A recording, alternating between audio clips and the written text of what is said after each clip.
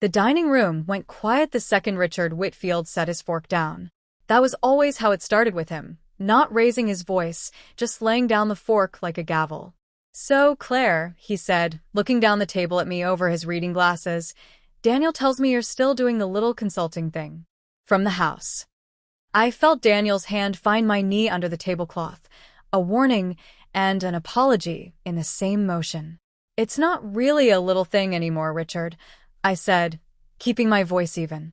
"We closed 4 engagements this quarter." He waved his hand like he was swatting a fly. "It's a hobby, Claire. A nice hobby. Not everyone needs a real career once the kids come along." Susan, his wife, stared hard at her cranberry sauce. Daniel's jaw tightened beside me. I didn't say anything back. I just smiled. The way you learn to smile at Thanksgiving dinners in families that aren't quite yours yet, even after 6 years of marriage.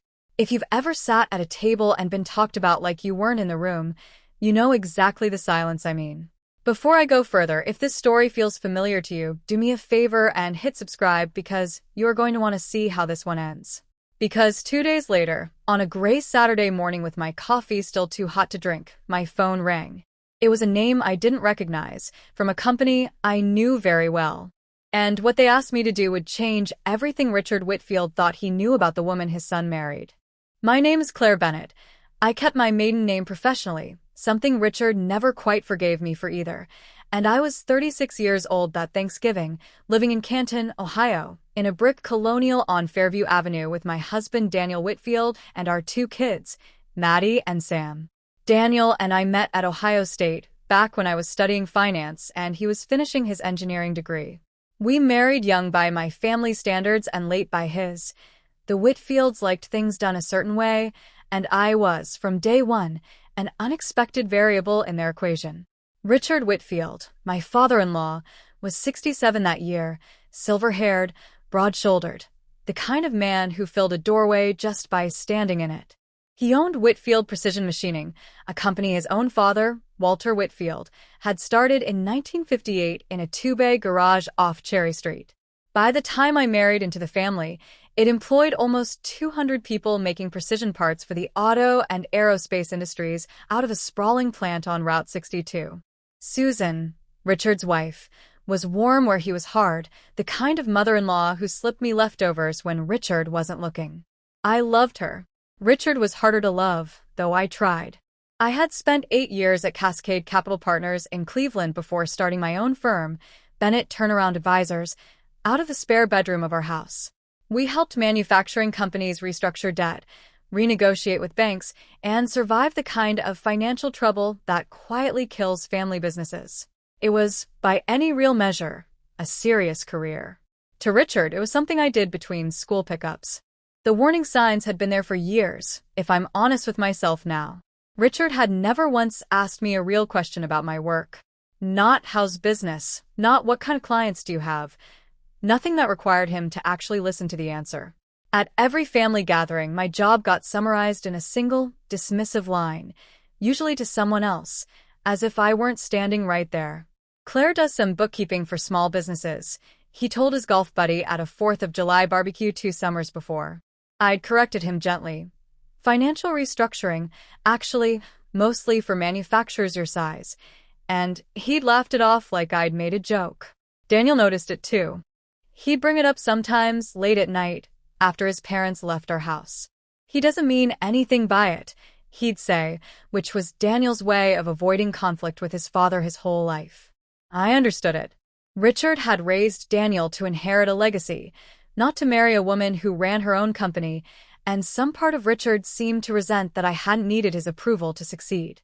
What I didn't know then, what none of us knew, was that underneath Richard's dismissiveness sat something closer to fear. Whitfield Precision had been quietly struggling for almost 2 years. Orders from their biggest client, a Detroit auto supplier, had slowed to a trickle after a plant closure. Richard hadn't told anyone. Not Susan.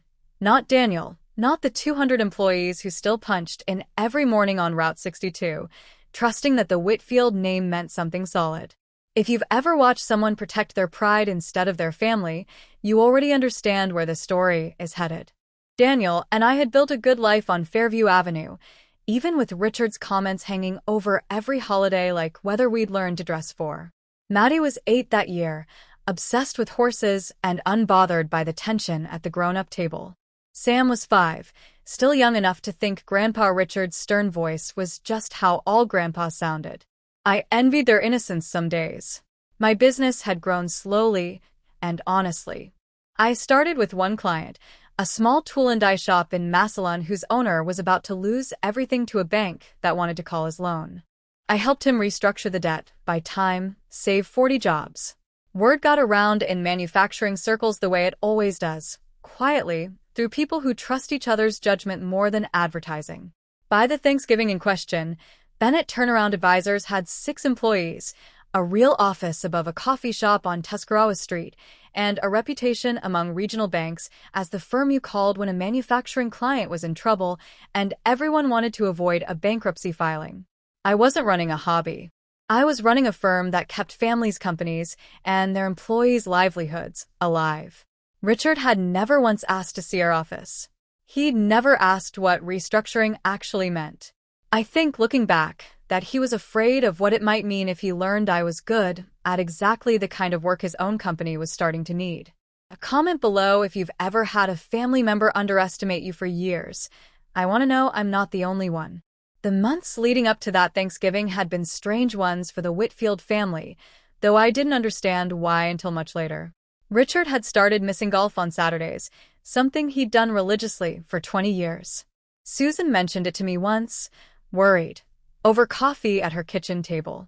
He's been so short-tempered lately, she said, snapping at the office staff, coming home late. I assumed it was age or stress about the business he never discussed with us. Daniel noticed his father seemed distracted at a family barbecue in August, staring at his phone during dinner in a way that wasn't like him. When Daniel asked if everything was okay at the plant, Richard had waved him off. Business is business, Danny. Nothing for you to worry about. I didn't think much of it at the time. I had my own company to run. A mid-sized furniture manufacturer in Worcester was fighting off a hostile creditor, and I was working 60-hour weeks trying to save it. I remember telling Daniel that fall, half joking, I hope Richard's company never needs the kind of help I do. Can you imagine? Daniel had laughed. Neither of us knew how close the joke was to the truth. Whitfield Precision's revenue had dropped nearly 30% in 18 months. Richard had already quietly refinanced twice, using the plant itself as collateral, without telling a single member of his family. If you've ever sensed something was wrong before you had the words for it, you know that particular kind of dread, the one that sits in your stomach at every family dinner and says nothing out loud. That Thanksgiving morning, I remember the light coming pale gold through the kitchen window on Ridgewood Drive, where Richard and Susan still lived in the same house Daniel grew up in. I'd brought a sweet potato casserole and a bottle of the Cabernet Susan liked. Maddie ran straight for the backyard trampoline with her cousins. Sam clung to my leg until Susan scooped him up, delighted as always to have her grandchildren in her kitchen. Richard greeted me with his usual half-hug, the kind where his eyes were already looking past me toward Daniel. There he is, he said, clapping Daniel on the shoulder. How's the plant treating you, son? Daniel worked in Whitfield Precision's engineering department, a fact Richard was fiercely proud of, in contrast to how he talked about me. I helped Susan in the kitchen for an hour, chopping, stirring, listening to her worry aloud about Richard's mood. He's not himself, she said quietly, glancing toward the den where he sat watching football with Daniel's brother-in-law. I don't know what's going on with him, Claire. I didn't know either. I remember feeling, oddly, a flicker of sympathy for him that afternoon, before dinner, before the fork, before the line that would define the next 6 weeks of our lives. I remember thinking, whatever's going on with you, Richard, I hope it isn't serious. I had no idea, standing in that kitchen with flour on my hands, that I was about to become the answer to a question Richard Whitfield hadn't even found the courage to ask yet. Dinner started the way it always did, Richard at the head of the table, carving the turkey with more ceremony than the task required, Susan fussing over whether the rolls were warm enough, the kids giggling too loudly for the grown-ups' patience. Conversation drifted the usual directions. Richard's golf game. Daniel's brother-in-law's new truck. My sister-in-law Kelly's promotion at her marketing firm, which Richard praised at length. That's real initiative, Kelly, moving up like that, while I sat 2 seats down, running a company of my own. I let it go, the way I always did. I'd learned that correcting Richard in front of the family just made the room tense without changing his mind. But that night, something in him was different. Tighter. Snappier. He'd had 2 glasses of wine more than usual, and his jokes had an edge to them I wasn't used to. When Daniel mentioned, innocently, that I'd just landed a new client, a furniture company up near Worcester, Richard's fork scraped his plate a little too hard. "That's nice," he said, not looking up. "Good for you, Claire." The way he said it, flat, dismissive, like he was humoring a child who'd drawn a picture, sat wrong with me in a way it usually didn't. Maybe it was exhaustion from the Worcester deal. Maybe it was some instinct I couldn't name yet. Either way, for the first time in 6 years of Thanksgivings, I felt the urge to push back instead of swallow it. I didn't know yet that Richard's own company was 17 days from missing a loan covenant that could trigger a full bank takeover. "Actually," I said, setting my own fork down, "it's a good deal." 52 jobs at that plant, and they were 3 weeks from a forced liquidation before we stepped in. The table went a little quiet. Susan glanced between us. Daniel's hand found my knee again. Richard looked up this time, something flickering behind his eyes that I'd later understand was closer to panic than annoyance. "I'm sure it's very impressive, Claire," he said, in a tone that made clear he thought the opposite. "It is impressive," Daniel said quietly, and I felt a rush of gratitude toward my husband that I still remember clearly. "Dad, Claire saved 120 jobs last year alone. That's not nothing." Richard's jaw tightened. "I didn't say it was nothing. I said it was impressive for a—" He stopped himself, but not soon enough. "For a what, Richard?" I asked, my voice steadier than I felt. He set his fork down again, the gavel sound. "For a side business, Claire. Let's not pretend it's Cascade Capital. You left a real firm to play consultant out of a spare bedroom. It's a hobby. A nice one. But let's be honest with each other for once." The room went completely silent. Susan's hand froze over the gravy boat. Maddie, 8 years old and oblivious, asked loudly why nobody was talking, which somehow made it worse. I looked at Richard across that table, 67 years old, red in the face, gripping his wine glass like it owed him something, and I understood, with sudden clarity, that this wasn't really about me at all. I didn't cry. I didn't raise my voice. I've thought about that moment 100 times since, and I'm still proud of how I handled it, even though every part of me wanted to stand up and walk out. Bennett Turnaround Advisors did $14 million in client debt restructuring last year, Richard, I said quietly. We're not Cascade Capital. We're better, for the clients we serve. But if calling it a hobby helps you feel better about something, that's your business, not mine. Daniel's grip on my knee tightened, not a warning this time, but something closer to solidarity. Richard's face went through several colors. Susan finally spoke, sharp for the first time all evening. "Richard, that's enough." He didn't apologize. He never did, not in front of people. Instead, he pushed his chair back, muttered something about checking the football score, and left the table entirely, disappearing into the den with his wine glass still half full. Nobody finished dinner with much appetite after that. Kelly tried to smooth things over with a story about her kids' school play. Susan squeezed my hand under the table when Richard was out of earshot. "He's not well, honey," she whispered. "Something's wrong with him lately. I don't think this is really about you." I wanted to believe her. But sitting there, humiliated in front of my children, my sister-in-law, and a man who'd never once asked a real question about my work, it was hard to feel anything but the sting of being reduced, again, to something small. If you've ever been erased at your own family's table, you know that particular kind of quiet fury. The drive home that night was silent for the first 10 minutes. Maddie and Sam had fallen asleep in the back seat, worn out from cousins and pie. Daniel gripped the steering wheel like it had personally wronged him. "I'm sorry," he finally said, somewhere on Route 62 in the dark. That was completely out of line. I should have said something sooner at the table. "You did say something," I told him. "You defended me. That's more than he's ever done for himself." Daniel exhaled hard. I don't know what's going on with him lately. Mom's worried too. He's been different for months, distracted, angry, working these insane hours at the plant. I keep asking if everything's okay, and he keeps brushing me off.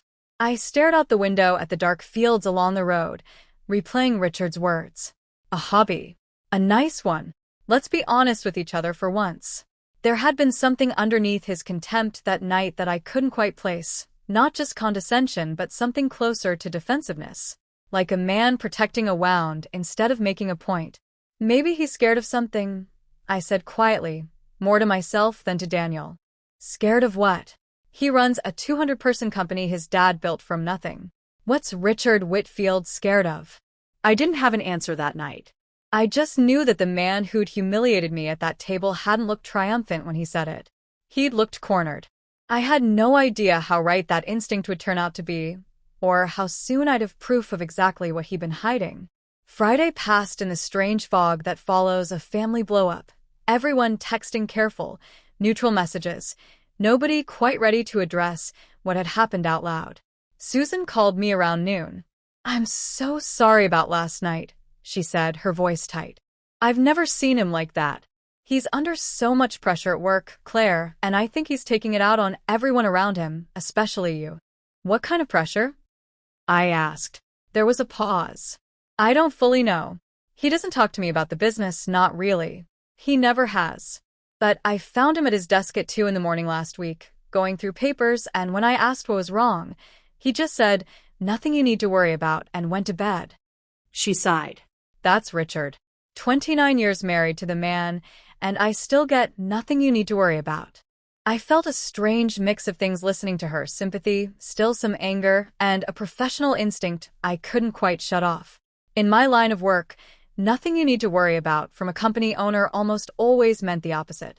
Daniel worked at the plant on Fridays, in the engineering department, several buildings and several pay grades removed from whatever Richard managed in the front office.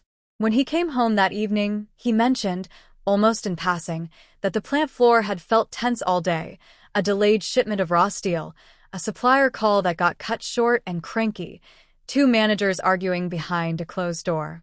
I remember filing that detail away, without really meaning to. Old habits from years of reading the early signs of a company in trouble. Saturday morning started ordinarily enough. Daniel took the kids to Maddie's writing lesson. I sat at the kitchen table with coffee and my laptop, catching up on emails from the Worcester furniture deal, the November chill pressing against the windows. My phone rang a little after 9, a Canton area code I didn't recognize. I almost let it go to voicemail. Something made me answer. "Ms. Bennett? This is Tom Garrity. I'm the CFO over at Whitfield Precision Machining. I got your name from Marcus Okafor over at National Ridge Bank. He said you're the best restructuring advisor in the region for manufacturing clients our size." My stomach dropped before my brain fully caught up. Whitfield Precision. Richard's company. "I appreciate that," I said carefully, my professional voice kicking in on instinct. "What's the situation you're dealing with, Mr. Garrity?" He exhaled hard on the other end of the line, the sound of a man who hadn't slept much. "We're 17 days from missing a loan covenant on a term loan the bank's about to call. If that happens, they can force a liquidation or a forced sale of the plant. The owner's been keeping this close to the vest, hasn't even told our board the full picture until this week. We need someone who can come in fast, negotiate with the bank, and figure out if there's any path forward that doesn't end in 200 people losing their jobs." I sat there, coffee going cold in my hands, staring at my own kitchen wall.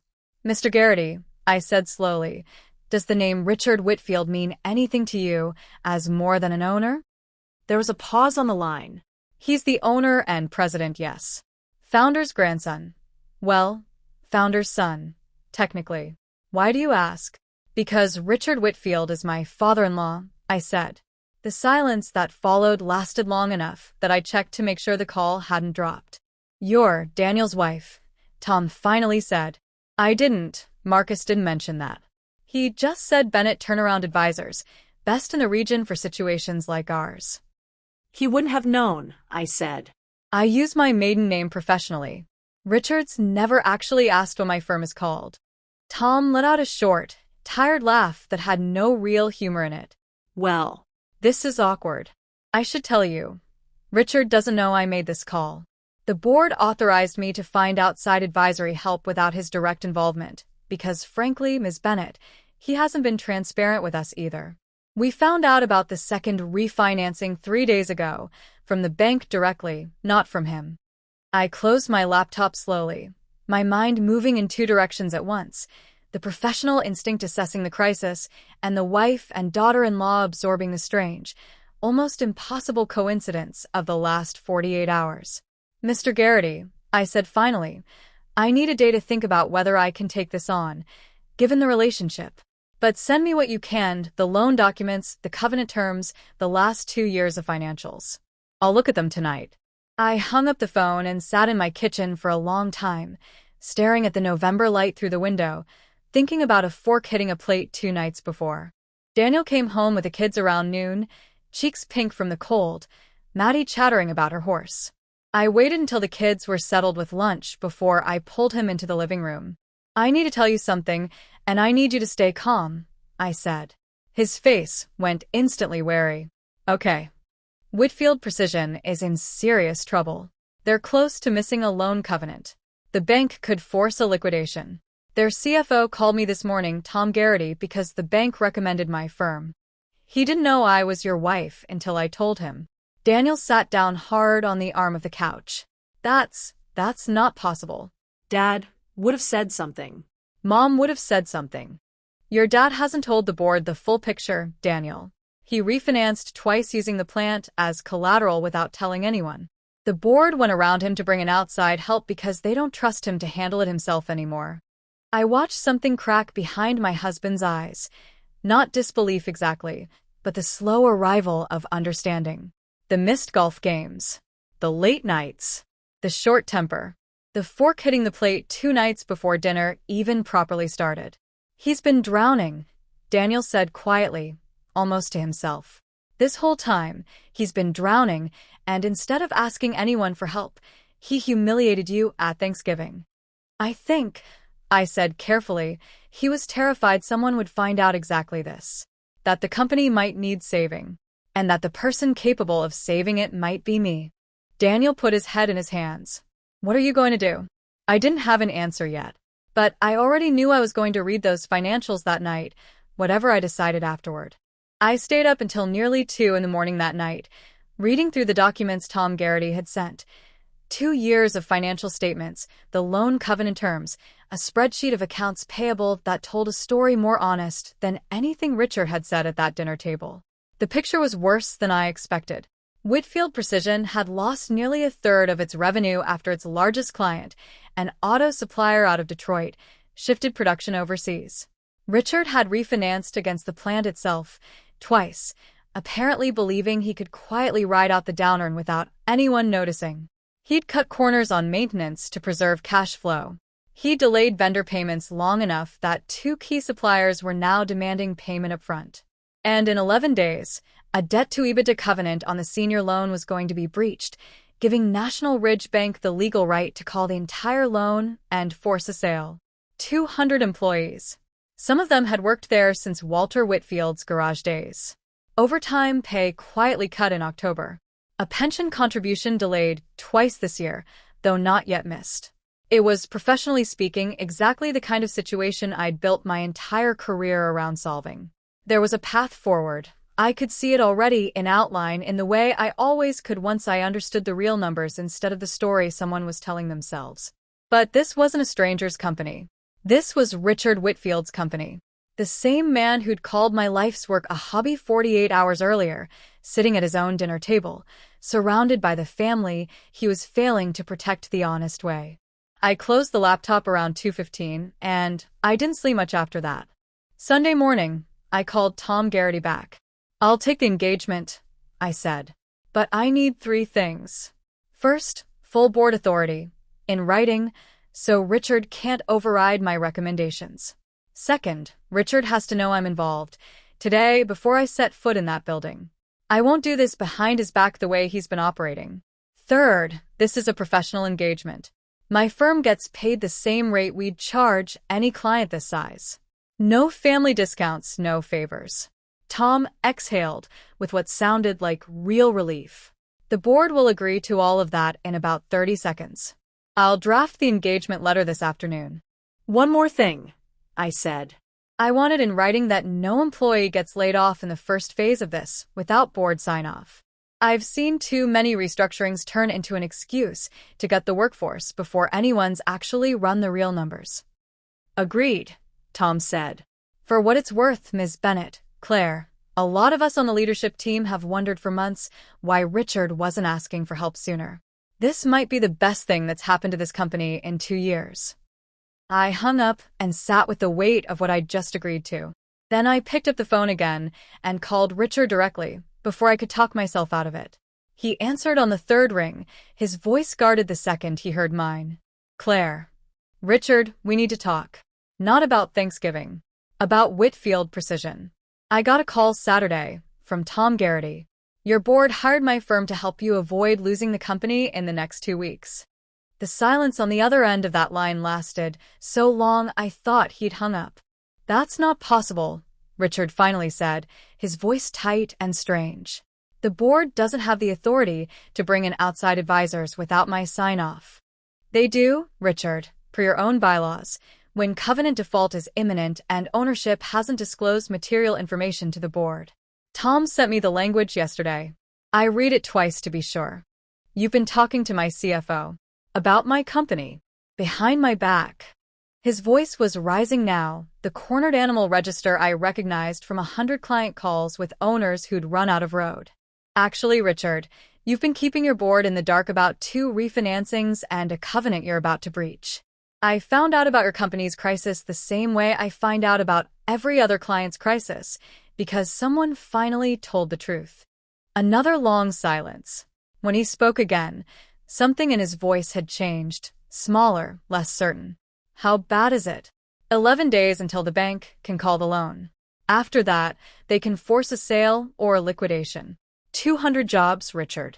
Your father's company. I paused. I can help. I've done this exact restructuring for 6 other companies your size in the last 4 years. But you have to actually let me in. All the way in.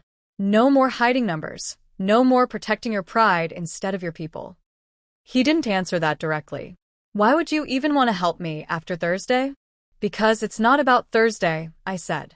It's about 200 families who don't know how close they are to losing everything because you were too proud to ask for help from the person sitting at your own table. Richard agreed to meet me at the plant Monday morning on the condition his condition delivered stiffly, that Daniel not be present.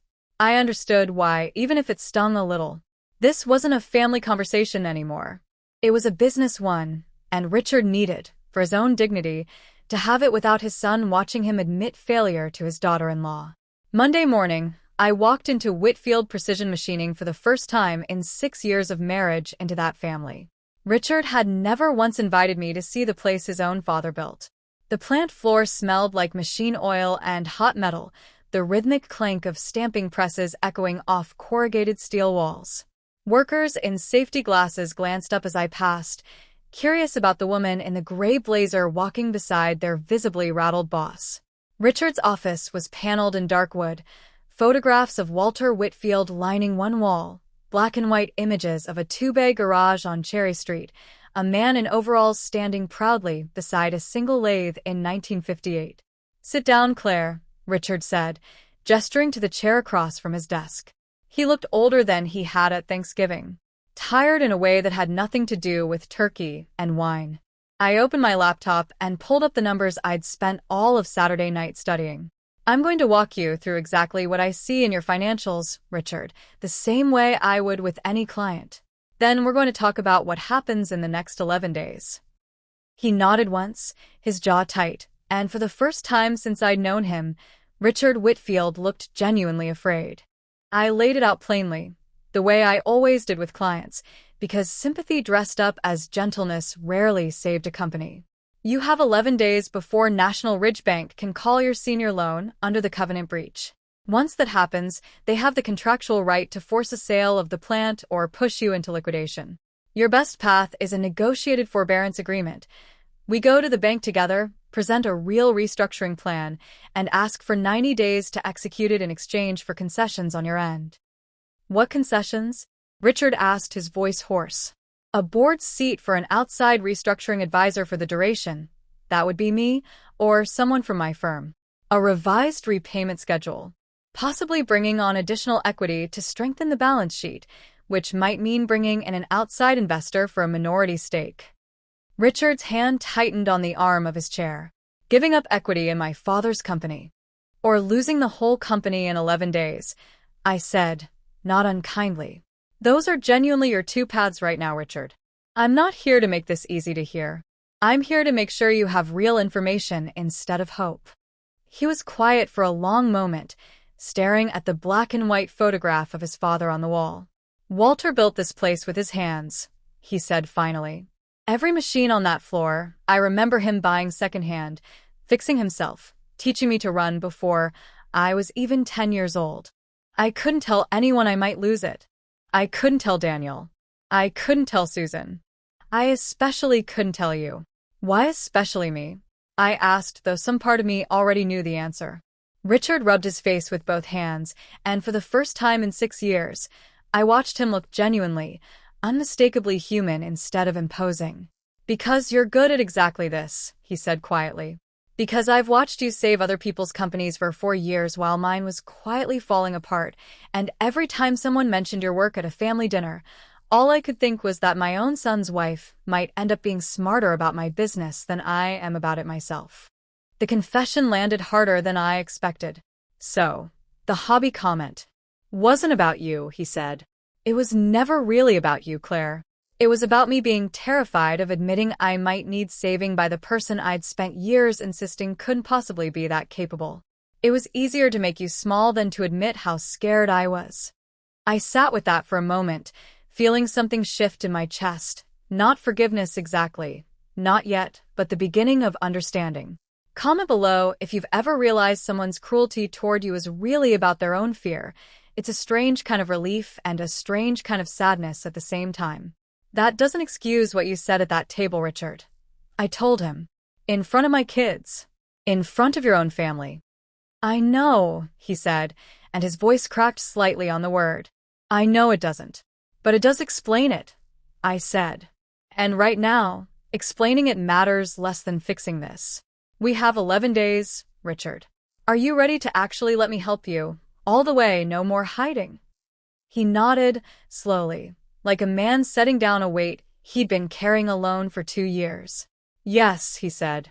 Please. The next 11 days moved faster than any period of my professional life before or since. I brought in 2 of my associates, Priya and Marcus, to help build the full restructuring model.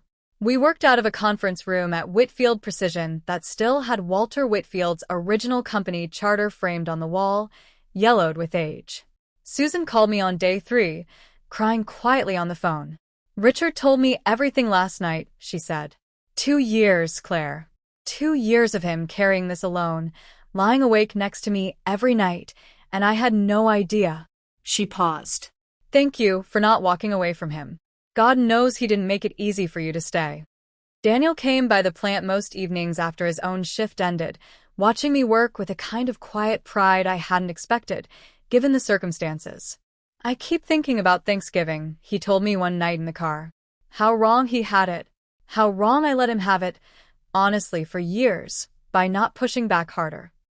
I met with Tom Garrity and 2 board members daily, refining a restructuring plan that cut non-essential overhead, renegotiated payment terms with 2 key vendors, and identified a genuine path to profitability within 18 months if the bank would grant the forbearance. The hardest conversation was with the plant floor workers themselves. Richard insisted on being present for that meeting, standing in front of 200 employees in the break room, admitting publicly for the first time that the company had been in trouble and that he hadn't handled it the way he should have. I should have asked for help sooner, he told them, his voice unsteady. I'm asking for it now. And I'm lucky enough that the person best equipped to give it happens to be my daughter-in-law. The meeting with National Ridge Bank happened on a Thursday, exactly 11 days after that first phone call from Tom Garrity. I'd sat across a negotiating table from bankers dozens of times before, but never with quite this much personally at stake. Marcus Okafor, the loan officer who'd originally recommended my firm to Tom without knowing the family connection, greeted me with a raised eyebrow when he learned the full picture that morning. "Small world, Miss Bennett," he said. "Smaller than you know," I answered. I walked the bank's credit committee through the restructuring plan for 90 minutes. The cost reductions already implemented, the renegotiated vendor terms, a signed letter of intent from a regional investment group willing to inject capital for a minority equity stake, and Richard's public commitment, in writing, to full financial transparency with his board going forward. Richard sat beside me through the entire presentation, uncharacteristically quiet, answering questions directly when asked, admitting mistakes without deflecting. I watched the banker's expressions shift slowly from skeptical to genuinely engaged as the plan took shape in front of them. "This is a credible path forward," the committee chair finally said. "We'll grant a 90-day forbearance on the covenant, conditional on the milestones in this plan. Ms. Bennett, we'd like your firm formally engaged as restructuring advisor for the duration, with reporting authority to this committee." Richard exhaled beside me, a long breath that seemed to release 2 years of held tension all at once. Under the table, he reached over and squeezed my hand once, briefly, the first genuinely warm gesture he'd ever offered me in 6 years. "Thank you," he said quietly just to me. "I mean that, Claire. Thank you." We left the bank together that afternoon, walking out into a cold, bright December sky, both of us quiet for a long moment in the parking lot. "I owe you an apology," Richard said finally, standing beside his car, keys in hand. "Not just for the bank meeting going well. For Thanksgiving. For every family dinner before that where I made you feel small instead of asking you a single real question about your work." "I appreciate that," I said carefully. "But Richard, an apology at the table, in front of everyone who watched you say it, would mean more than one in a parking lot." He nodded slowly, and I saw something settle behind his eyes. Not defensiveness this time, but genuine resolve. "You're right.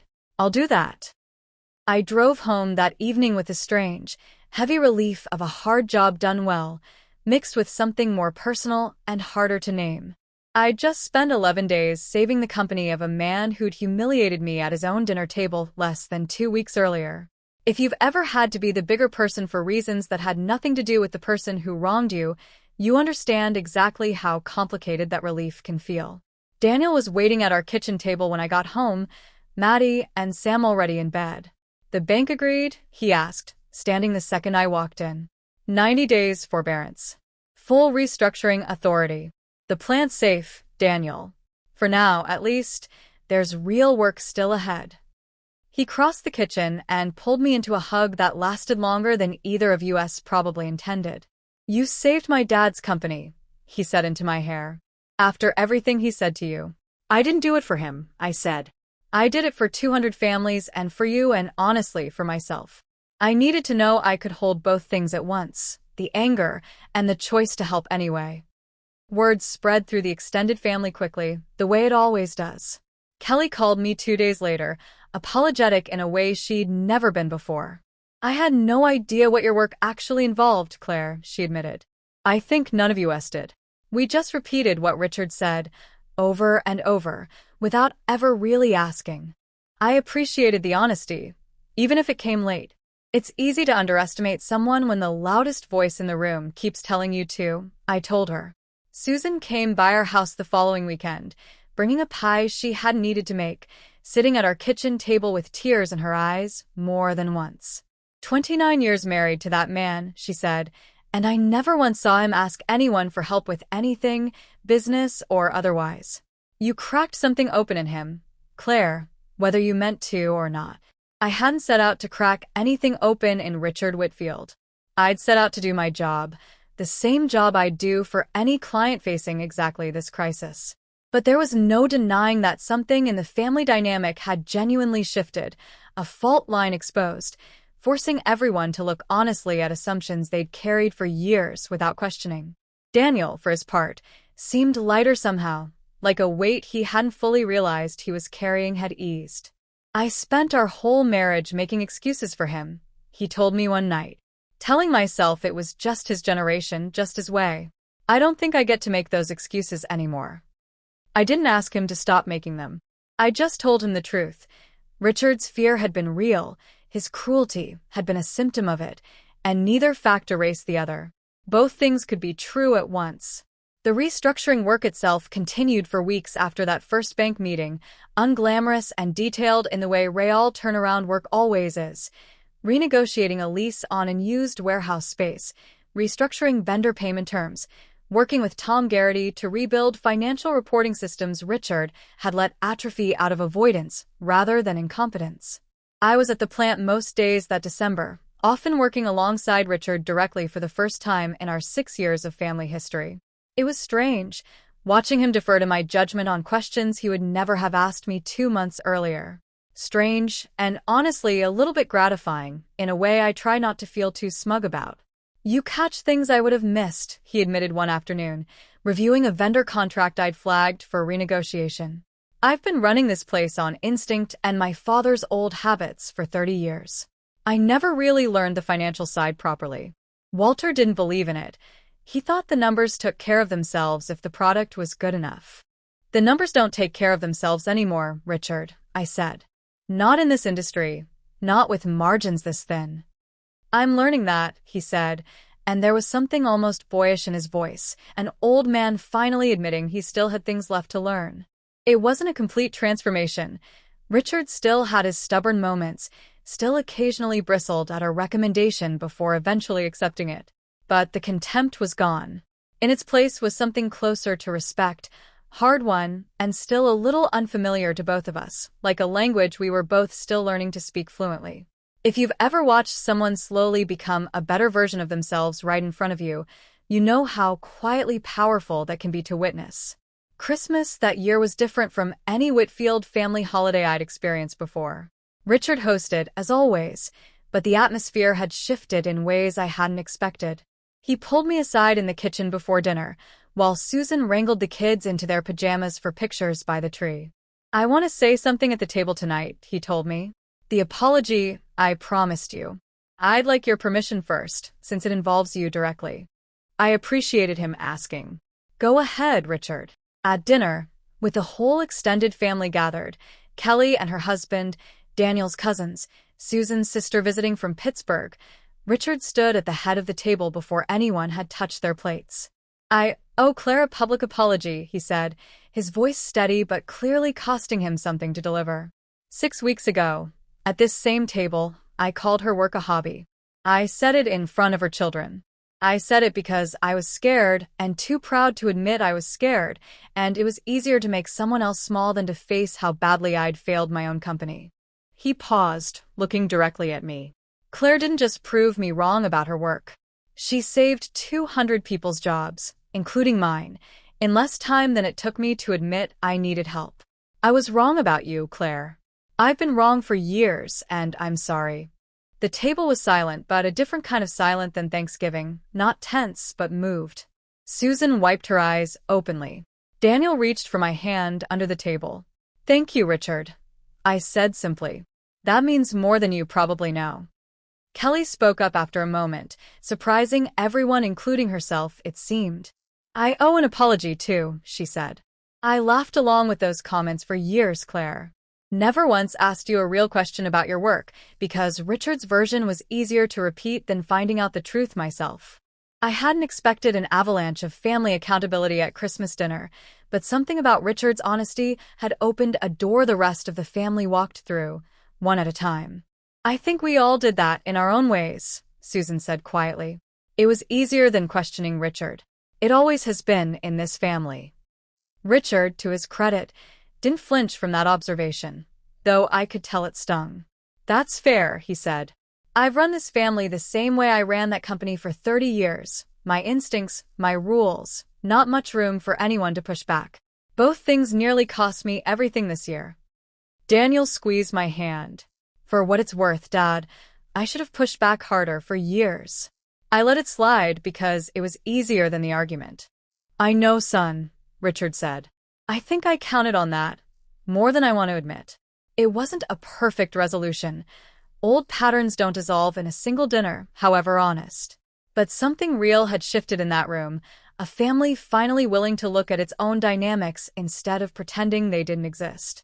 Maddie, 8 years old, watching the grown-ups more carefully than usual, asked quietly, "Is everyone okay now?" "We're working on it," I told her and meant it. By January, Whitfield Precision had hit its first restructuring milestone ahead of schedule, a renegotiated vendor contract that cut input costs by 11%, exactly the kind of early win that builds credibility with a skeptical bank committee. Richard called me himself with the news, something he never would have done 2 months earlier. "Marcus Okafor is impressed," he said, an unmistakable note of pride in his voice, though I couldn't tell if it was pride in the company or pride in me, or both. He said this is one of the fastest turnarounds he's seen in this sector. "It's a team effort, Richard. You've been showing up for every hard conversation with the vendors yourself. That matters." "I should have been showing up all along," he said. 2 years I spent hiding instead of showing up. I think about all those employees who trusted me, who had no idea how close they came to losing everything because I was too proud to ask for help. I didn't disagree with him, but I also didn't want him drowning in guilt the way he'd previously drowned in denial. "You're showing up now, Richard. That's what actually matters to the people counting on you." He was quiet for a moment. "Daniel tells me you turned down 2 other client engagements this month to keep working on our restructuring." "I did," I admitted. "This one mattered more to me than the fee. I don't deserve that kind of loyalty from you, Claire, given how I treated you for years." "Maybe not," I said honestly. "But I didn't do it for you specifically, Richard. I did it because 200 families deserved someone in their corner who actually knew what they were doing. You happened to be attached to that outcome." The restructuring investor deal closed in late January, a regional private equity group taking a 20% minority stake in exchange for a capital injection that strengthened Whitfield Precision's balance sheet significantly beyond what the bank alone required. Richard insisted, over some resistance from his own board, that I be formally offered a seat on Whitfield Precision's board of directors going forward, an unpaid advisory position given the family relationship, but a real one with real voting authority. "I want your judgment in this room permanently," he told me, "not just during a crisis." I accepted, though not without a long conversation with Daniel first about what it might mean for our family dynamic going forward. "Are you sure you want that much involvement with my dad's company?" he asked. "I think I want to make sure this never happens again," I told him. "Not to Richard, not to those employees, not to your family. If I'm in that room permanently, it's harder for anyone to hide the truth from the people who need to hear it." Susan hosted a small dinner to celebrate the deal closing, just family, none of the extended relatives this time. Richard raised a toast that surprised everyone with its simplicity. "To Claire," he said, "who I underestimated for 6 years, and who saved this family's legacy anyway, because that's apparently just who she is." Maddie, now well aware that something significant had happened even if she couldn't articulate the full financial complexity of it, raised her apple juice solemnly along with the adults. "To Mom," she said, "who's really good at her job, actually." The table laughed, warmly this time, the sound of a family finding its way back towards something real. February brought its own complications, the way real recovery always does, not a straight line, but a series of small setbacks and adjustments. A key supplier relationship nearly collapsed when Richard, out of old habit, tried to handle a difficult renegotiation himself without consulting me first. The supplier walked away from the table entirely, threatening to cut off a critical steel shipment. Richard called me that evening, clearly frustrated with himself. "I did exactly what I promised I wouldn't do," he admitted. "I tried to handle it my way, the old way, and I made it worse." "What happened specifically?" I asked, keeping my tone professional rather than accusatory. "I got defensive when he pushed back on payment terms." I raised my voice. "I think I made him feel disrespected." Richard paused. "Old habits, apparently, take longer to unlearn than I expected." "They do," I said. "That's true for all of us, Richard. Not just you." I thought, briefly, of every time I'd swallowed my own frustration at family dinners instead of speaking up sooner. Let me call him tomorrow. We can probably repair this if we move quickly. I did repair it, the next morning, through a careful conversation that acknowledged the supplier's frustration directly rather than defending Richard's behavior. The steel shipment resumed within the week. Richard thanked me afterward, but also asked a harder question. Do you think I'm actually capable of changing, Claire? Or am I just performing change because I'm scared of losing everything? It was, I thought, one of the most honest questions he'd ever asked me. I think you're capable, I told him. But it's going to take longer than 3 months of crisis to prove it, to yourself as much as anyone else. That question stayed with both of us through the following weeks. I think a genuine uncertainty about whether crisis-driven humility could survive once the crisis itself faded. Richard started attending a monthly peer group for manufacturing company owners, something Tom Garrity had suggested and Richard had initially resisted. Sitting in a room admitting my mistakes to strangers, he grumbled to me before the first meeting. Not exactly my strong suit, but he went and kept going and started coming back from those meetings with a kind of openness I hadn't seen from him before. There was a man there tonight, he told me after the March meeting, whose company went under 2 years ago because he did exactly what I almost did, hid the truth from his board until it was too late to fix. Nobody in that room judged him for it. They just wanted to help him figure out what came next. I watched Richard slowly build a version of vulnerability he'd apparently never allowed himself before, not with Susan, not with Daniel, and certainly not with me. It was, I realized, a kind of growth that had nothing directly to do with me at all, his own reckoning with 30 years of running both a company and a family on instinct, control, and the refusal to ask for help. Daniel noticed the change too, in smaller ways. Richard started calling him just to talk, not just about the plant. Started asking Maddie real questions about her writing lessons instead of the perfunctory grandfather small talk he'd always defaulted to. I think he's actually trying, Daniel told me one night. Really trying, not just performing it for your benefit or the board's. I hoped he was right. 6 weeks of crisis-driven change was easy to fake. 6 months would tell us something truer. Spring brought Whitfield Precision's first quarterly board meeting under the new restructuring plan, and I sat in that boardroom in a professional capacity, watching Richard present the company's actual, honest numbers to a room full of board members and investors for the first time in longer than he probably wanted to admit. The results were genuinely encouraging, revenues stabilizing, costs down 8% from the previous quarter, the covenant metrics comfortably within the bank's required range for the first time in over a year. This is good work, Richard, the private equity representative said. Real progress. Richard, to his credit, didn't take the credit entirely for himself. This restructuring succeeded because Claire Bennett brought discipline and honesty to a situation I'd been mismanaging out of pride, he said. I want that on the record. After the meeting, Tom Garrity pulled me aside in the hallway. I've worked here 14 years, he said. I've never seen Richard give credit to anyone else in a formal setting. Not once. Whatever you did to this family, Claire, it wasn't just financial. I thought about that comment for a long time afterward. I hadn't set out to fix Richard Whitfield as a person, only his balance sheet and the immediate crisis threatening 200 jobs. But the two things had turned out to be more connected than I'd expected. The same fear that made him hide his company's failure had made him dismiss my career for years. Facing one, it seemed, had required him to face the other. Comment below if you've ever watched a professional crisis end up revealing something much more personal underneath it. I think it happens more often than we admit. Not everything healed neatly, and I want to be honest about that because tidy transformations make for nice stories but rarely reflect real families. Richard and I still disagreed sometimes sharply in board meetings over capital allocation decisions, over the pace of a planned facility upgrade, over how much authority to delegate to newer managers he still instinctively wanted to control himself. Old habits surfaced under pressure, the way they always do. In one heated April meeting, Richard pushed back hard against my recommendation to delay a planned expansion until the balance sheet stabilized further. I've run this company for 30 years, Claire.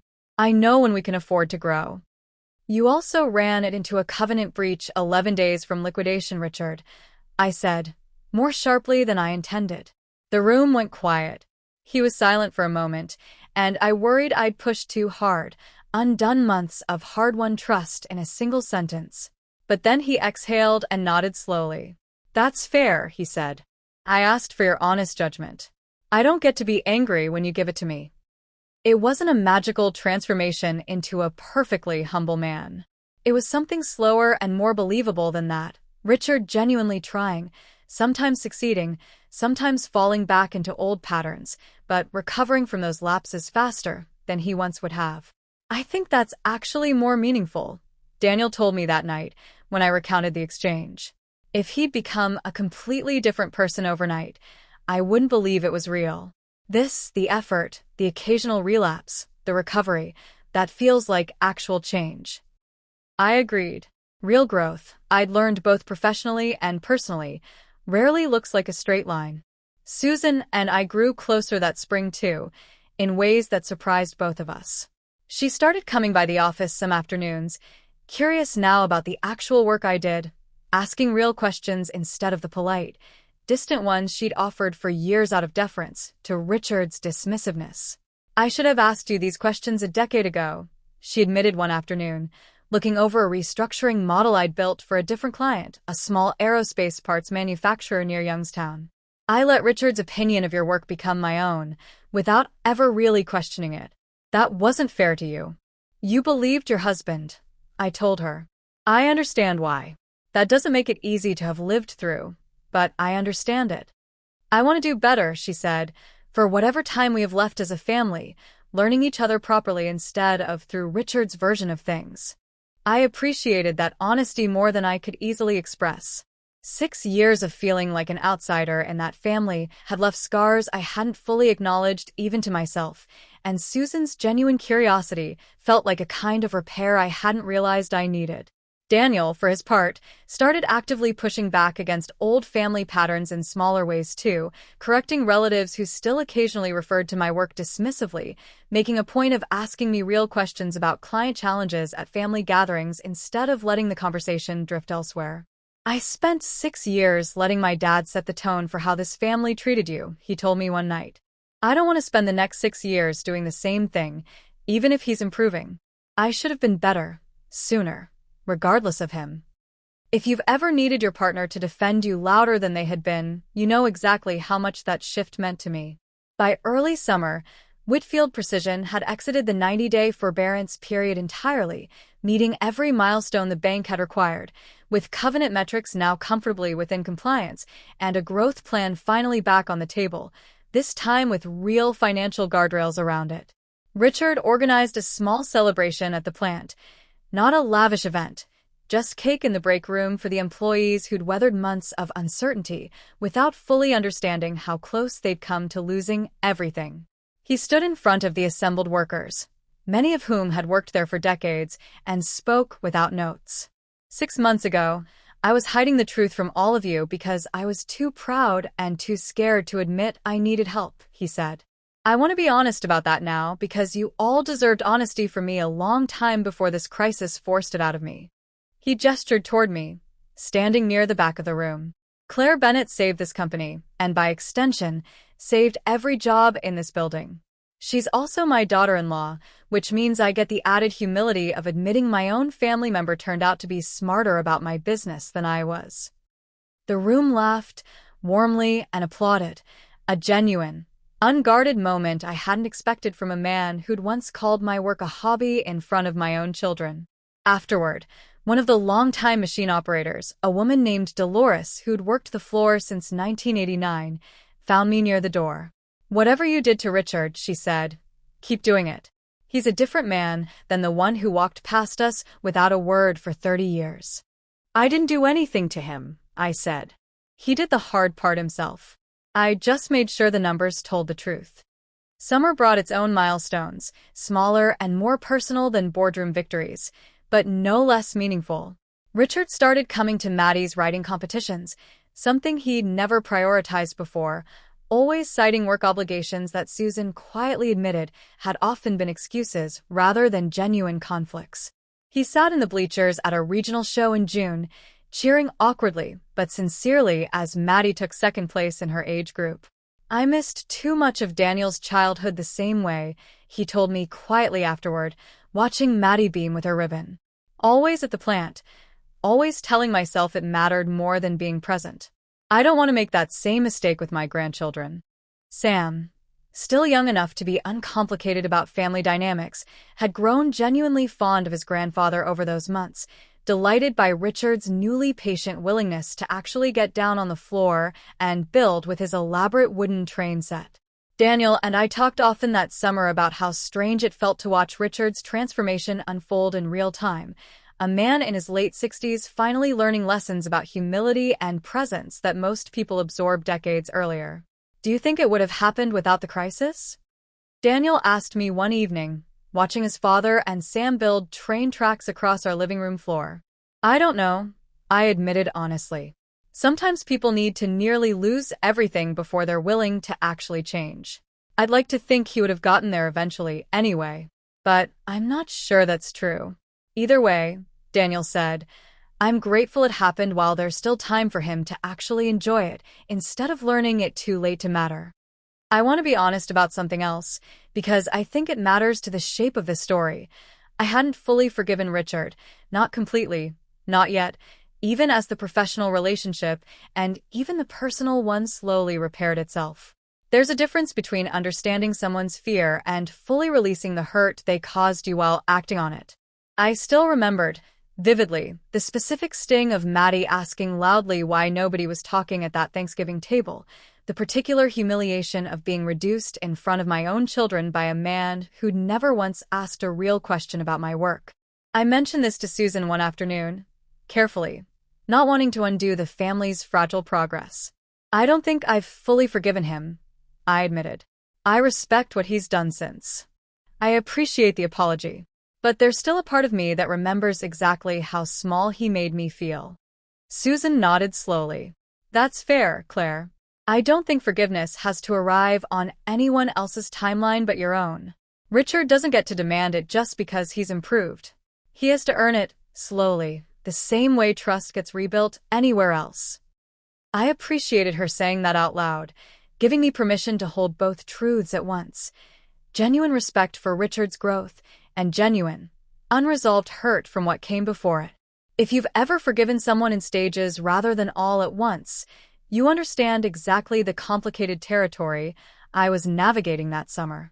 Richard, to his credit, never pushed me to move faster than I was ready to. Take whatever time you need, Claire, he told me once, unprompted.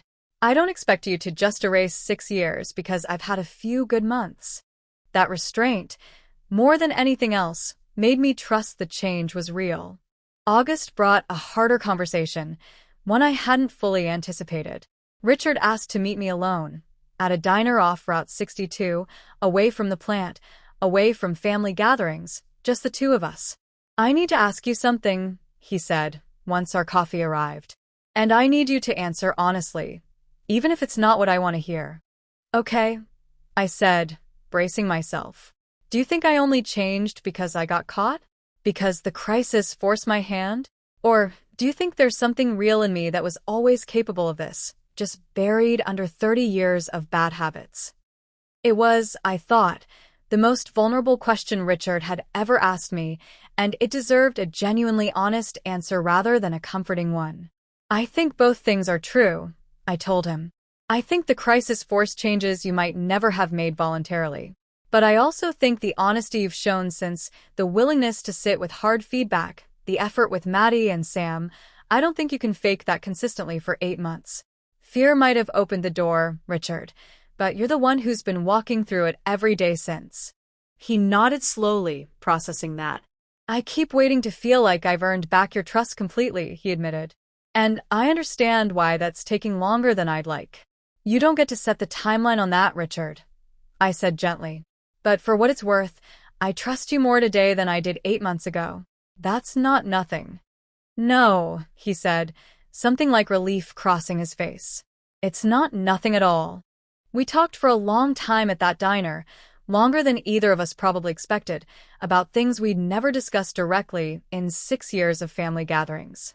Richard told me about his own father, Walter, for the first time in any real detail, a man who'd built the company from nothing but who'd also been distant, demanding, quick to dismiss anything that didn't fit his narrow definition of hard work.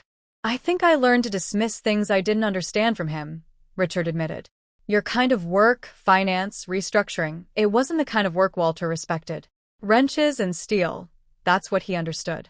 I think some part of me was still trying to earn his approval, even 20 years after he died, by dismissing the same things he would have dismissed."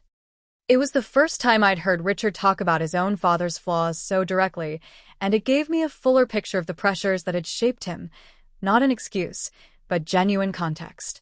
"That doesn't make what you said to me okay," I clarified. "No," he agreed immediately. "It doesn't. I own that fully, Claire. I'm just trying to explain where it came from, not excuse it." I appreciated the distinction. It's a rare kind of honesty, admitting the roots of your own cruelty without using those roots as a shield. "For what it's worth," I told him, "I think Walter would have been impressed by what you did this year. Asking for help. Admitting fault publicly to 200 employees. That takes a different kind of strength than running a lathe." Richard's eyes went glassy for a moment, and he looked away toward the diner window. "I hope you're right," he said quietly. By autumn, almost a full year after that Thanksgiving dinner, Whitfield Precision had posted its first genuinely profitable quarter in over 2 years. The private equity partners were pleased. The bank relationship had normalized into routine, unremarkable check-ins rather than crisis management.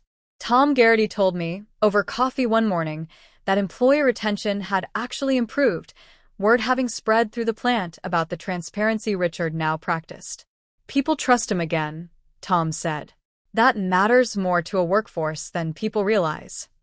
Richard asked me, almost shyly, if I'd consider staying on the board permanently rather than just through the restructuring period.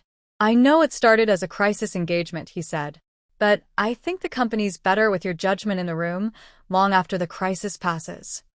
I agreed, on the condition that we formalize proper compensation for the role going forward. No more family favors. No more blurred lines between personal relationship and professional respect.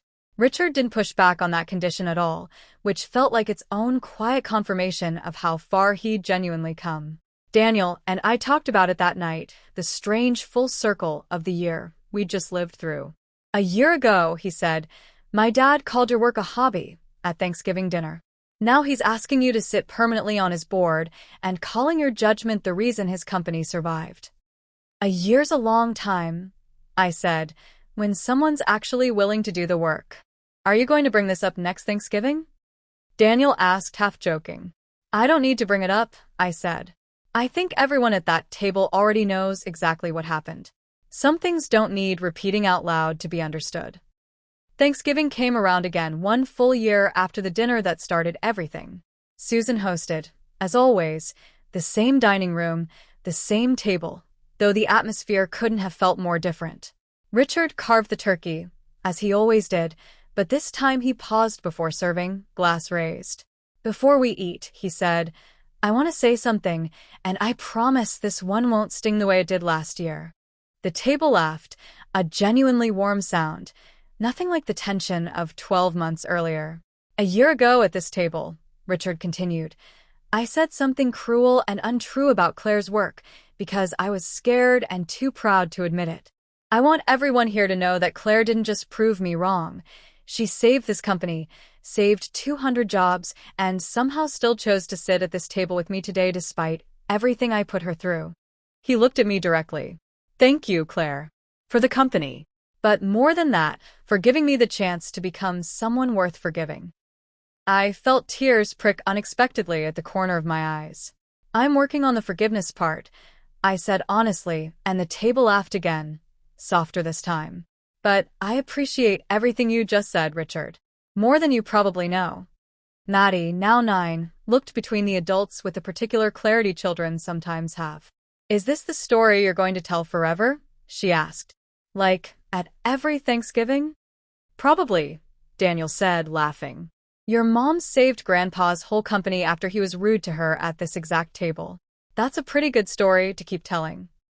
After dinner, Richard found me alone in the kitchen while I was wrapping leftovers, Susan and the kids occupied elsewhere with a board game. I meant what I said in there, he told me quietly. About forgiveness. I know I don't get to demand it.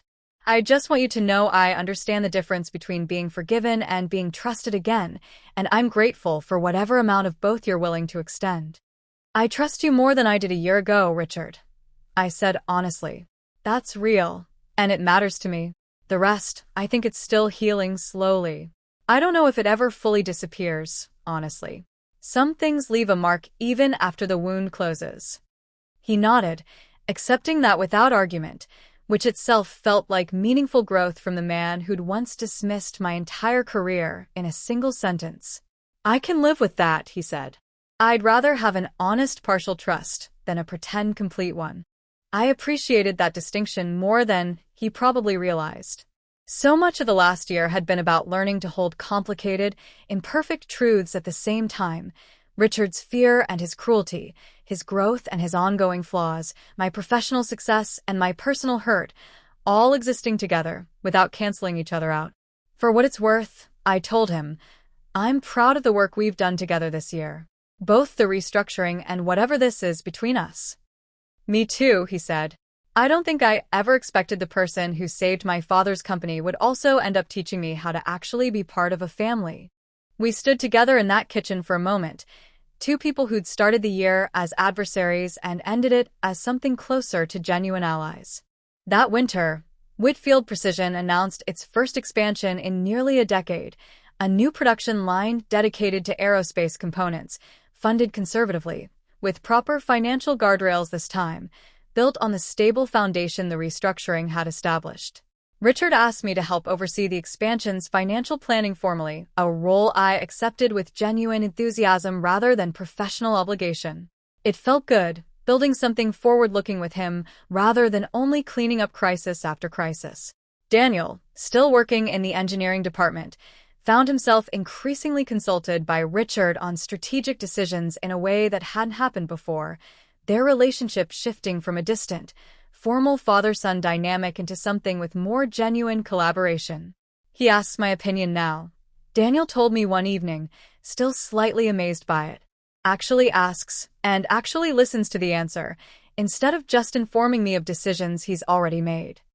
I watched my husband's relationship with his father transform almost as dramatically as my own had, both of us discovering a version of Richard neither of us had known was possible a year earlier. Susan, for her part, seemed lighter too, freed from decades of quietly managing Richard's moods and hidden anxieties. I feel like I actually know my husband now, she told me once, instead of just managing him. The company itself grew steadily through that winter and into the following spring, new contracts, careful hiring, a workforce that trusted its leadership in a way it hadn't in years.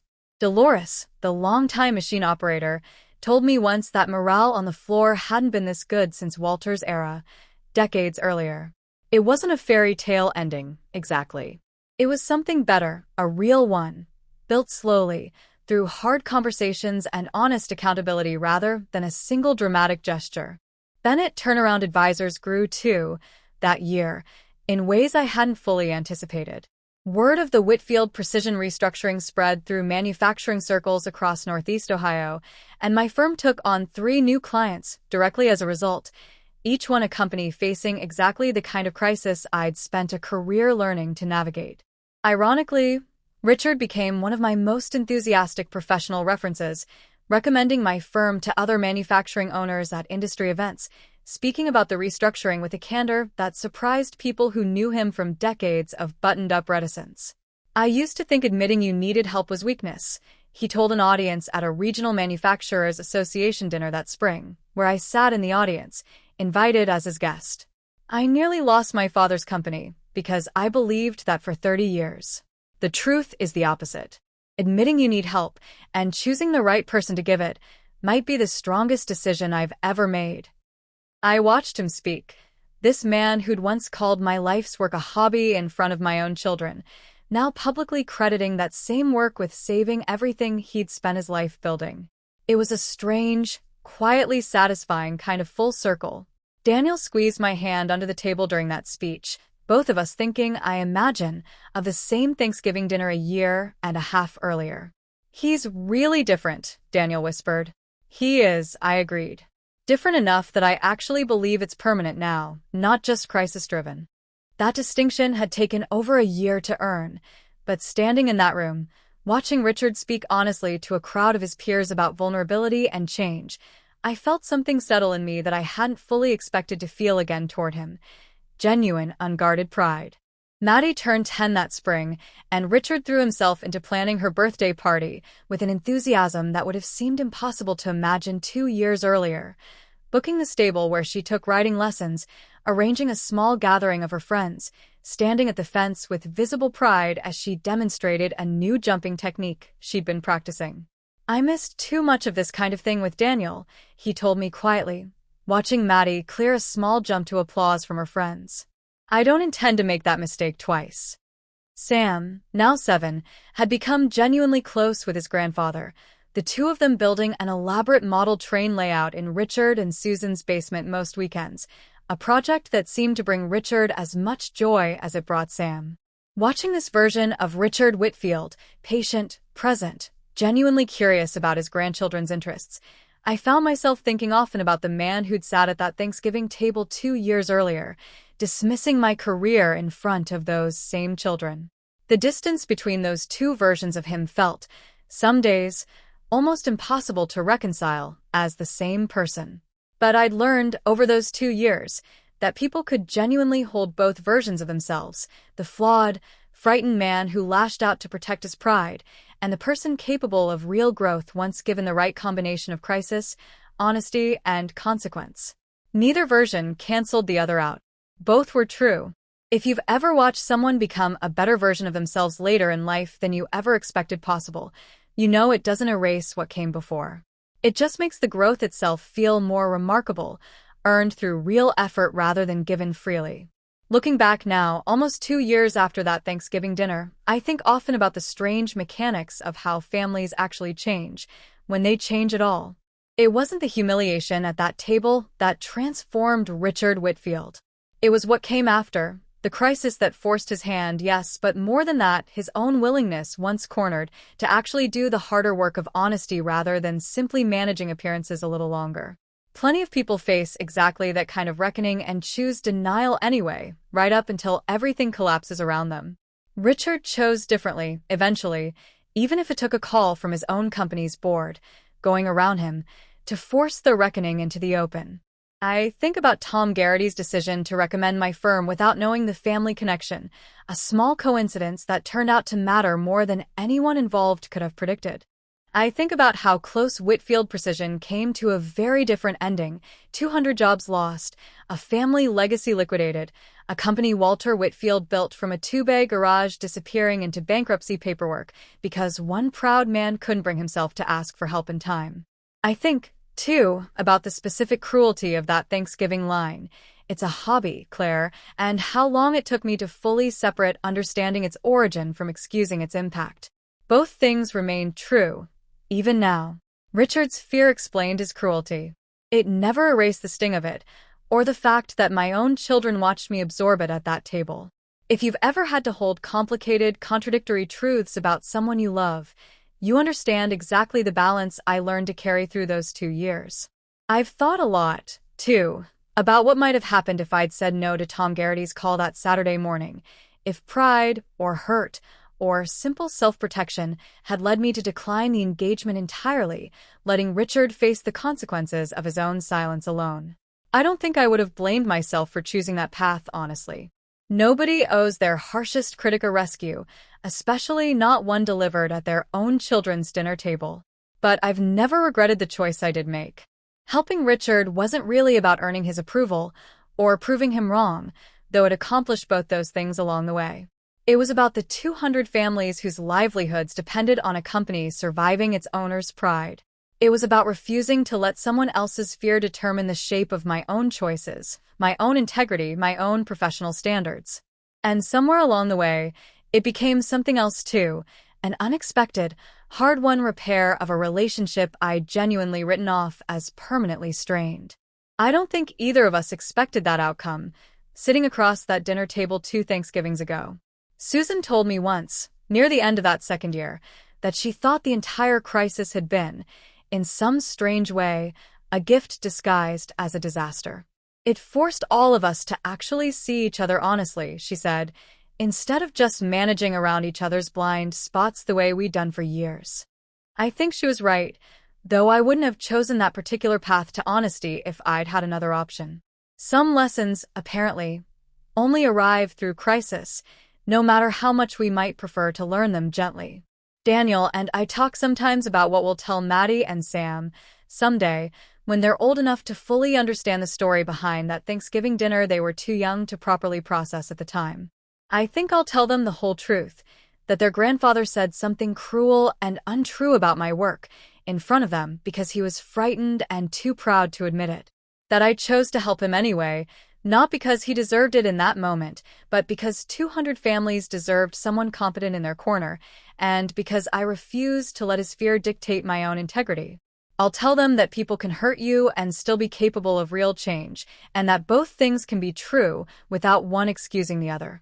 I'll tell them that forgiveness doesn't have to arrive all at once, and that it's allowed to take as long as it needs to feel genuine rather than performed.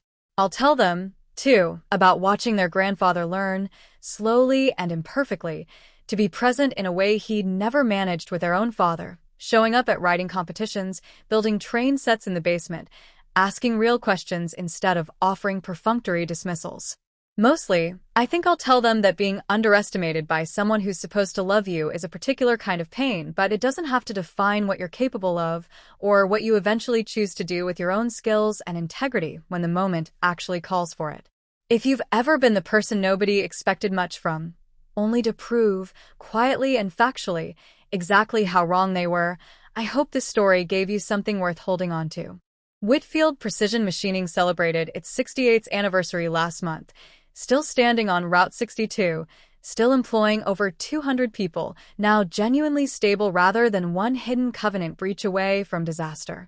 Richard, 69 now, has started talking cautiously about succession planning, not retirement exactly, but a genuine conversation about what it might look like to eventually hand meaningful leadership responsibility to Daniel, something that would have been unthinkable to imagine 2 years earlier, when Richard trusted no one, including himself, with the honest truth about his own company. "I want Daniel ready for it the right way," he told me recently. "Not the way I ran it, alone, hiding the hard parts, pretending strength meant never asking for help. A better way." I sit on that board still, my professional relationship with the company now entirely separate from crisis management, focused instead on sustainable growth and genuine strategic planning. Bennett Turnaround Advisors has grown into a firm of 14 employees, still headquartered above that same coffee shop on Tuscarawas Street, still doing the unglamorous, necessary work of helping manufacturing companies survive their hardest moments. Richard still occasionally slips into old patterns under pressure, a sharp word, a moment of stubborn resistance to feedback he doesn't want to hear. But he catches himself faster now, apologizes without being asked, and genuinely seems committed to the slower, harder work of remaining the person he became during that crisis, rather than sliding back into the person he was before it. I don't know if I've fully forgiven him, even now, for that Thanksgiving dinner 2 years ago. But I've built something with him since that feels more valuable than simple forgiveness. Genuine, hard-earned mutual respect, forged through honesty rather than convenient amnesia. I think about that Thanksgiving dinner often, still. The fork hitting the plate, the word hobby landing like a slap I had to absorb silently in front of my own children. I think about how close Richard came to losing everything his own father built, simply because pride felt safer to him than honesty. But mostly now I think about everything that came after. About choosing to help someone who'd hurt me, not because he deserved it in that moment, but because doing the right thing shouldn't depend on whether someone's earned your kindness first. About watching a proud, frightened man slowly learn to ask for help, admit fault, and show up differently for the people who loved him. About a family that learned, the hard way, to stop repeating each other's assumptions and start asking real questions instead. If there's one thing I hope you take from this story, it's this: being underestimated by someone who's supposed to know better doesn't have to define what you do next. You get to choose your own integrity, your own standards, regardless of how small someone else tries to make you feel. And sometimes, the people who hurt you the most carelessly turn out to be capable of the most genuine growth, if you're patient enough and honest enough to let that unfold on its own timeline instead of theirs. Richard Whitfield called my work a hobby at his own dinner table. 2 years later, he stood in front of 200 employees and credited that same work with saving everything he loved. That's not a fairy tale. That's just what happens when honesty finally gets a real chance to do its work. If this story meant something to you, please subscribe, share it with someone who needs to hear it, and tell me in the comments, have you ever had to save someone who once made you feel small? I read every single one.